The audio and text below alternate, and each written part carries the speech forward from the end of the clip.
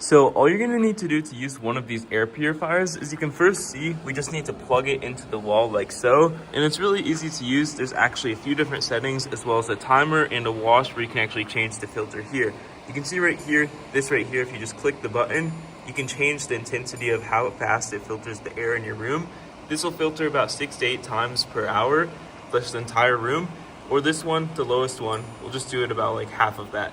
And it's also a lot quieter, but if you do want max air filtration, if there are sicknesses going around, definitely keep it on max or when you sleep. Or you can set a timer by clicking on this right here.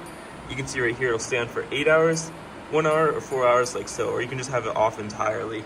And you can always wash it or change the filter. It'll let you know with this thing right here, or just power it off entirely by clicking on this button.